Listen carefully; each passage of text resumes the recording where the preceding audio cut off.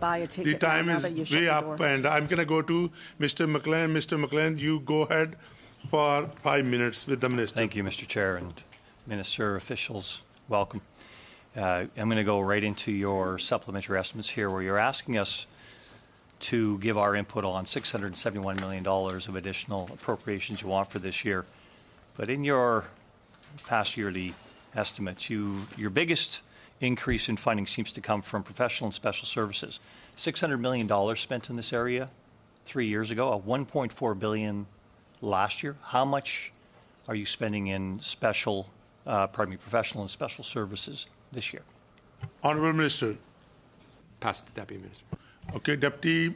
So I think Madam Hawks. in terms of the SUPS-B, I think what I can say is we have sort of one element that's kind of the modernization of our platforms. And it's a modest one in terms of the SUPS-B. It's about $18 million.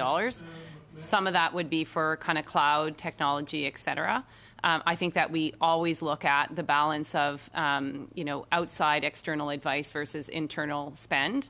I think in the area of IT, I think you have noted that in some years it has been high. I would agree with that, especially as we were sort of launching the digital modernization platform, looking at cloud technologies. Thank you.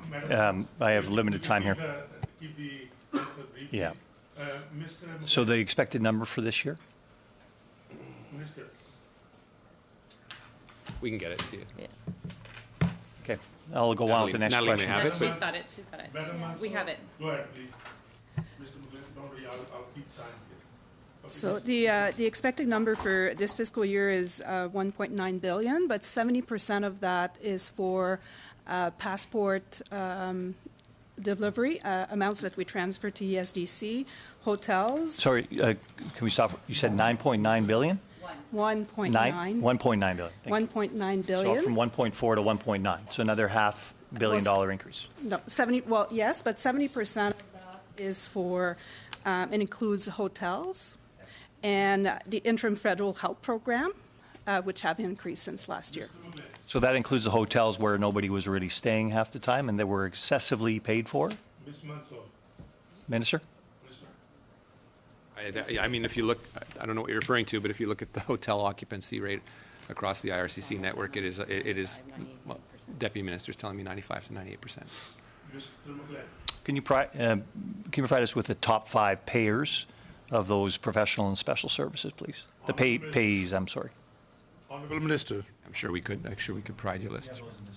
We can have the full list later. That would be appropriate. Thank you. Okay. Starting in 23 and 324, the government announced $14.1 billion in spending reductions over 5 years. That's $14.1 billion. There'll be $500 million that's expected in cuts this year on consulting, other professional services, et cetera. And these reductions will be achieved by freezing the $500 million in the reference levels of organizations like yours for 2023-24. That's this year, and yet you've spent another $500 billion on top of your estimates on this. So are we going in the wrong direction, Minister, as far as your budget goes?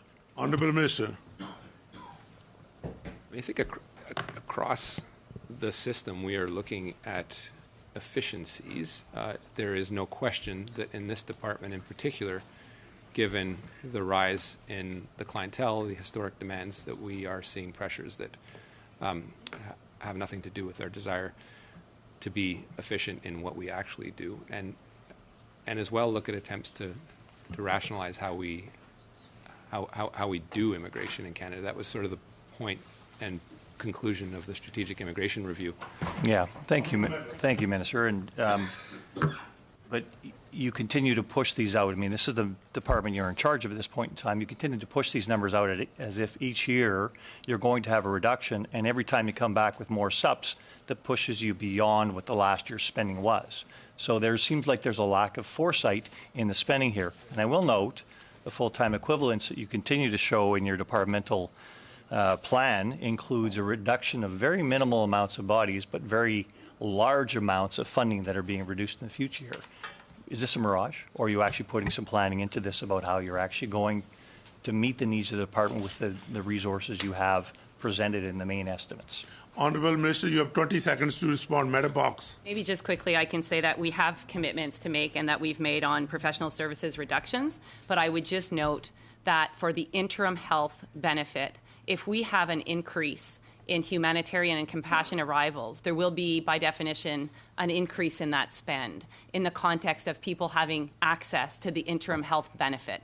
So it's not like a cap, right? If people come in, they need the health benefit, it kicks in based on arrivals. So I would separate the interim health benefit to the consulting and kind of contracting that we would do, let's say, with IT professionals, and that we are demonstrating a reduction as early as this year, going into 26, 27, and beyond, as per the Budget 23 commitment. The organization has committed to the reduction.